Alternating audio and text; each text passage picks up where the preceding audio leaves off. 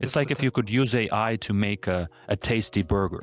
If that was possible, would you care that it was made by AI? No. If you can't tell the difference. Exactly. It would be a tasty burger to you. Yeah, that's the interesting talking point about technology. It's like, what about visual effects, right? We've gone a long way from just traditional kind of practical effects and then go into digital. I mean, digital effects has its own place. It doesn't mean that, just because I think people had this conversation before, right? It's like, when the practical effect was invoked, everybody's like, when they start seeing digital stuff, it's like, nah, that's not true effect. You gotta make it, you gotta make it with real thing. Cheating.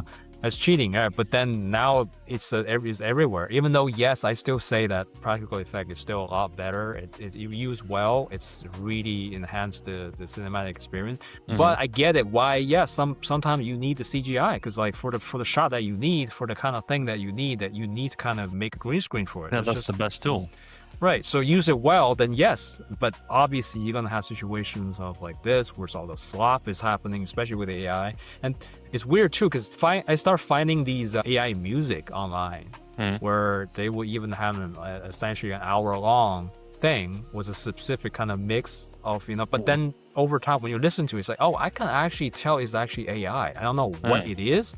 But you somehow found like, okay, this does not sound like a real, maybe it's just a repetitiveness to some of it, or it's the formulaic kind of changes that happens. Yeah, but I find that I think it's the human mind does detect some kind of pattern that keeps repeating, even though sometimes it's not obvious, and that's what throws you off. Because music, like, it's about feeling, right?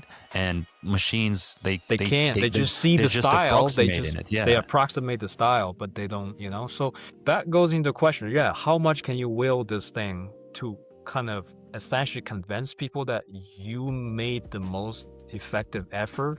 Like, these tools are just supporting you on that, but you actually, because that can be an acceptable result, right? Because we all use tools. It's not like you can't use any of these to achieve your results, right? But it's the how much. Like, at least the person has to kind of see the human spirit behind it, as opposed to just generate it where it's like, okay, this is what you asked for. The AI just like give you the result for a thing, but they don't have an inside understanding of like, okay, why is it this way? Yeah, or, it's still like, I would say the AI is going to amplify what you give it. Like, so if you start with a seed, if you define it well enough, it can amplify it.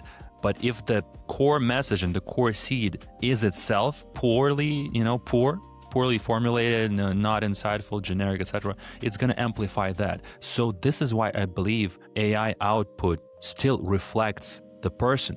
Because if it's a genius using AI, you better believe it, their output is going to be better than a dumb person's output. Yeah. Right? So it's still there is a correlation there. But I just feel like, in my personal take, my opinion is that I think when it's used in the arts, it's very risky. Because it's one thing I understand that, okay, you use AI to like for some kind of like data mining or whatever. Like, yeah, sure, they can help you a lot in that, because those are repetitive tasks. Yeah, you can let the computer do it. You don't have to do it. Humans don't have to do that. But when it comes to the arts, it's very hard to say. Like we were saying before, people judge when they see, is AI generated or is involved with AI. They just automatically say no to it because they couldn't gauge the artistry, right?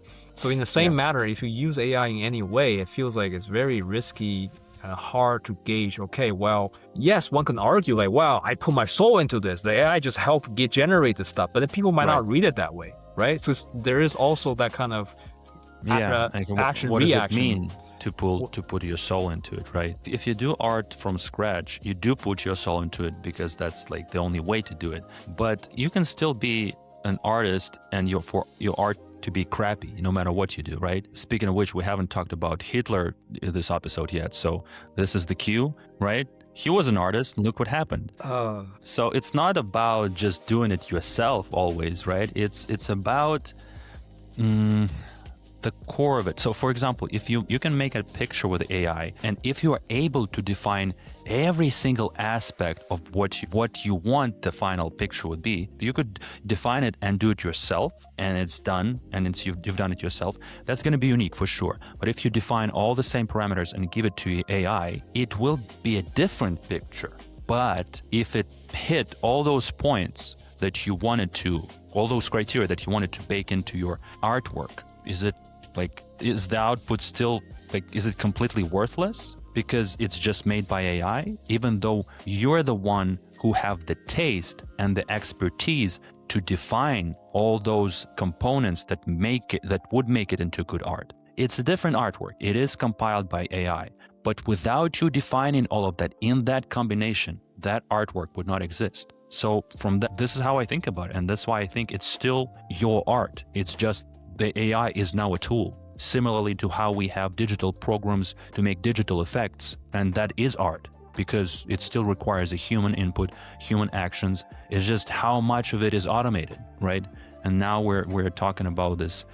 What is that degree of automation? Yeah. But at the core of it, you automated execution, but the ideas at the core, that's still what matters. Because if you put a bunch of people in front of AI and ask them to do a creative, competition, there will be losers and will be winners.